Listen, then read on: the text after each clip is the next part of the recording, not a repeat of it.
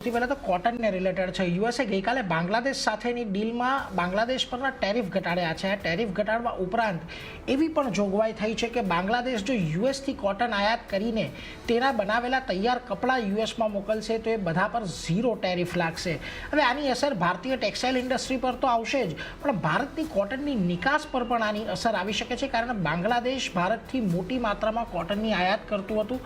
અત્યારે બ્રાઝિલે એ સ્થાન છીનવી તો લીધું છે, પણ જો ભારતની આયાત ઘટે છે તો તેની અસર ખાસ કરીને યુએસથી આયાત વધે છે તો તેની અસર ભારત પર પણ પડશે. હવે આના પર ચર્ચા કરવા આપણી સાથે અત્યારે સીઆઈએના પૂર્વ પ્રેસિડેન્ટ અને એસઆરસીપીએલના સીએમડી અતુલ ગણાત્રા અને તિરશીલ એન્ટરપ્રાઇઝના રૂપેશ દલાલ જોડાઈ ગયા છે. અતુલજી, રૂપેશજી, આ બંનેનું સ્વાગત. અતુલજી, સૌથી પહેલાં આપની સાથે આ ચર્ચાની શરૂઆત કરવી છે. ઓવરઓલ આપણે જોઈએ છીએ કે છેલ્લા ઘણા સમયથી બાંગ્લાદેશની અંદર ભારત તરફથી જે કોટનની નિકાસ કરવામાં આવતી હતી એનો હિસ્સો ખાસો એવો વધારે હતો. ગયા વર્ષે ત્યાં આગળ આપણને બ્રાઝિલે એ સ્થાન થોડુંક લેતું દેખાયું, પરંતુ યુએસ સાથેની આ જે ડીલ થઈ છે, તમને લાગે છે કે એનાથી ખાસ કરીને ભારતની આયાતની ઉપર થોડી ઘણી અસર આવશે? ભારત જે નિકાસ અત્યારે જે ખાસ કરીને અત્યારે બાંગ્લાદેશની અંદર કરે છે એના પર લાગે છે કે ભારતનો માર્કેટ શેર જે બાંગ્લાદેશની અંદર અત્યારે છે એનાથી પણ કદાચ થોડોક નીચો આવી શકે? Good morning નીરજભાઈ. ડેફિનેટલી જે આ યુએસ અને બાંગ્લાદેશની જે ડીલ થઈ છે એ આપણા માટે સારી નથી, ઇન્ડિયા માટે, પણ બાંગ્લાદેશને આનાથી મોટો ફાયદો થશે. તમે જેવું કીધું કે બાંગ્લાદેશ છે એ ઇન્ડિયાથી લગભગ 10 થી 12 લાખ ગાંસડી કોટનનું ઇમ્પોર્ટ કરે છે, જે હવે બહુ ઓછું થઈ જશે. તો આપણું એક્સપોર્ટ જે બાંગ્લાદેશમાં થતું હતું કોટનનું એને મોટો ફટકો પડશે, કારણ કે એ લોકો યુએસનું રૂ લેશે, આપણું રૂ નહીં લે. બીજું આપણને જે સૌથી મોટું નુકસાન છે કોટન કરતાં બી એ કોટનની યાનની એક્સપોર્ટમાં થશે, કારણ કે ઇન્ડિયામાં જે આપણું યાનનું પ્રોડક્શન છે એ બહુ વધારે છે. એટલે આપણે 30% આપણું ટોટલ યાનનું એક્સપોર્ટ કરીએ છીએ, કોટન યાનનું. એમાં બાંગ્લાદેશ 45 to 50% ઇન્ડિયાનું યાન લે છે, એટલે મોટામાં મોટો બાયર છે. હવે જો એણે યુએસએનું કોટન લઈને યાન બનાવવું હશે તો એ આપણું યાનનું ઇમ્પોર્ટ બંધ કરી દેશે, એટલે આપણી કોટન યાન પર એની અસર બહુ મોટી જોવા મળશે આવનારા દિવસોમાં. એટલે આપણને કોટન અને કોટન યાન બંનેમાં મોટો એક્સપોર્ટમાં મોટો નુકસાન થશે એવું હમણાં પહેલી નજરે દેખાઈ રહ્યું છે.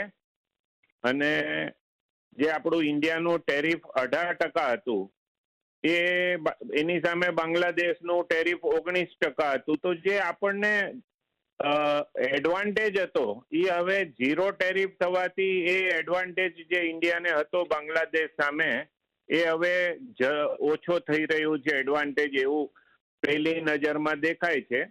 પણ આપણે જોશું કે એનો કઈ યુએસએ ડીલમાં એમ લખેલું છે કે કંઈક પર્સન્ટેજ, કેટલા પર્સન્ટેજ એલાઉડ કરશે એની માટે આપણે થોડું વેઇટ કરવું પડશે. જી નીરુભાઈ. જી, એટલે આ સ્પષ્ટતા તો આવશે એટલે એના પર તો એક ધ્યાન રહેશે જ, પરંતુ પહેલી નજરે તો ચોક્કસથી એથી થોડીક અસર આવે એવું દેખાઈ રહ્યું છે. રૂપેશજી, તમારી પાસે પણ આવીશ. હવે બાંગ્લાદેશની અંદર આપણે જોઈએ છીએ કે ભારતની જે બાંગ્લાદેશની જે આયાત છે કોટનની, એમાં ભારતનું સ્થાન ઘણા સમય સુધી એક ડોમિનન્ટ પોઝિશનમાં રહ્યું હતું, કારણ કે પાડોશી દેશ છે, કલકત્તાના જે પોર્ટ છે ત્યાંથી આપણને સરળતાથી આયાત થઈ શકતું હતું. પરંતુ હવે છેલ્લા એકાદ વર્ષની અંદર ત્યાં થોડુંક ડોમિનન્સમાં બ્રાઝિલનું કોટન પણ આવતું દેખાયું છે. તમને લાગે છે કે આને લઈને તો ભારતને થોડોક સેટબેક હતો જ, પરંતુ આ નિર્ણયથી કે જો આ પ્રકારની ડીલ આપણને અસ્તિત્વમાં આવતી દેખાય છે, તો તમને લાગે છે આવનારા સમયમાં કદાચ ભારતનું સ્થાન અત્યારે જે બીજું છે એ પણ થોડુંક આપણને વધારે ઘટતું દેખાશે? ડેફિનેટલી આ જે સરકારે યુએસ સરકારે જે પ્રમાણે ટેરિફમાં નિર્ણય લીધો છે એનો બેવડો નહીં, મારા ખ્યાલથી ત્રેવડો માર પડશે. કારણ કે કોટનનું એક્સપોર્ટ જે ઓલરેડી ડ્રેસ્ટિકલી ફેલ થઈ ગયું છે, યર ઓન યર બેઝિસ પર જોવા જઈએ તો ચાઇનાની એબ્સન્સી પછી બાંગ્લાદેશ પર જ આપણે ઇન્ડિયન એક્સપોર્ટ્સ મેજોરિટી ડિપેન્ડન્ટ હતું. આઈ એમ ટોકિંગ અબાઉટ કોટન. તો એના પર પણ બહુ મોટો ફટકો પડશે. અપાર્ટ ફ્રોમ દેન અતુલભાઈએ કહ્યું એ પ્રમાણે યાન અત્યારના ખૂબ જ સારી રીતે બાંગ્લાદેશ તરફ એક્સપોર્ટ થઈ રહ્યું હતું અને યાનનું મેન્યુફેક્ચરિંગ કરીને ગાર્મેન્ટ બનાવીને બાંગ્લાદેશ આગળ જઈ રહ્યું હતું. અને બાંગ્લાદેશમાં જે 80% રેવન્યુ એક્સપોર્ટ તરફથી હતી તે ટેક્સટાઇલ તરફથી હતી, તે હવે મારા ખ્યાલથી ઓવરઓલ બાંગ્લાદેશ માટે ખૂબ જ સારા સમાચાર કહી શકે. પણ ઇન્ડિયન ટેક્સટાઇલ ઇન્ડસ્ટ્રીઝ માટે ઓવરઓલ બહુ મોટું સેટબેક આવી શકે છે, કારણ કે અત્યારના ઇન્ડિયન ટેક્સટાઇલ માર્કેટ કોટન કો કે યાર્ન કો એ ટોટલી ડિપેન્ડન્ટ હતી આપણે બાંગ્લાદેશ પર એક્સપોર્ટ માટે. એના પર એક મોટો ફટકો પડી શકે એમ છે. એટલે if you personally ask me તો મને લાગે છે કે જેમ અતુલભાઈએ કહ્યું એ પ્રમાણે કોઈ મિરેકલ થાય અને યુએસની નીતિમાં કે પર્સન્ટેજમાં કંઈ આટલા જ પર્સન્ટેજ અમે કરી શકીશું ને એવા કંઈ પગલાં આવે તો જ આપણે ઇન્ડિયન ટેક્સટાઇલ માર્કેટ આમાંથી બચી શકીએ છીએ. અધરવાઇઝ તો મને લાગે છે તાત્કાલિક તો આ ટેરિફના જે સમાચાર આવ્યા છે ને વાંચ્યા છે એ પ્રમાણે તો મને લાગે છે કે this is good for Bangladesh, not at all good for Indian textile industry. એટલે જો ખાસ કરીને ભારતીય ઇન્ડસ્ટ્રીની અહીંયાથી મોટો એક ફટકો રહી શકે છે, એટલે એના પર તો એક અસર રહેશે જ. અતુલજી, તમારી પાસેથી એ પણ જાણવું છે કે ખાસ કરીને કયા પ્રકારનો ડિફરન્સ અહીંયાથી કદાચ આપણને ક્વોલિટી વાઇઝ કે એના વાઇઝ જોવા મળે છે યુએસ કોટન અને ભારતીય કોટનની વચ્ચે? કારણ કે યુએસ જે પ્રકારે અહીંયાથી પોતાના પ્રોડક્ટ્સ લોકો પર કે બીજા દેશો પર સતત થોપવા માંગે છે, આપણે ભારત સાથેની ડીલની અંદર પણ જોયું કે કયા પ્રકારે તેઓ પોતાના પ્રોડક્ટ્સ અને પોતાની સર્વિસીસને માટે એક વધારે હિમાયત કરે છે. તમને લાગે છે કે આનાથી ક્વોલિટી વાઇઝ પણ કદાચ કોઈ આપણને ફરક પડતો દેખાશે જો આ પ્રકારનો નિર્ણય મોટા પ્રમાણની અંદર આવતો દેખાય છે? તો બહુ ક્વોલિટીનો ને બહુ ઇસ્યુ નથી. જે ઇસ્યુ છે એ ટેરિફના પર્સન્ટેજ ઉપર છે. અને જે આ નિર્ણય લીધો કે અમારું યુએસએ નું કોટન તમે ખરીદો અને અમારે ત્યાં ગાર્મેન્ટનો એક્સપોર્ટ કરો તો તમારી ટેરિફ 0 છે, એ બહુ મોટી એ લોકોની સફળતા છે આ ડીલમાં યુએસએની. કારણ કે ચાઇના જે હતું એ યુએસએનો સૌથી મોટો બાયર હતો. લગભગ 40 લાખ ગાંસડી વર્ષે ચાઇના યુએસએનું કોટન દર વર્ષે આટલા વર્ષોથી લે છે. એ હમણાં ચાઇના પર યુએસએ 34% ડ્યુટી નાખી છે ટેરિફ, એટલે ચાઇનાએ છેલ્લા 1 વર્ષથી કોટન લેવાનું બંધ કરી દીધું છે યુએસએનું. એટલે તમે જોયું હશે કે જે યુએસએ નો આઈસ ફ્યુચર છે એ હમણાં 52 વીક્સ લો 61 સેન્ટ જેવું થઈ ગયું હતું પરમ દિવસે. એનું મેઇન કારણ ચાઇના માલ નથી લેતો એટલે છે. એટલે હવે યુએસએ કોટનના બાયર ગોતી રહ્યું છે કે જે ચાઇનાને રિપ્લેસ કરે. એટલે એ લોકોએ આ નાખ્યું છે કે જો તમારે અમારે યુએસએમાં ગાર્મેન્ટ એક્સપોર્ટ કરવું હોય તો અમારું કોટન ખરીદો તો તમારું ટેરિફ 0 કરી નાખશું.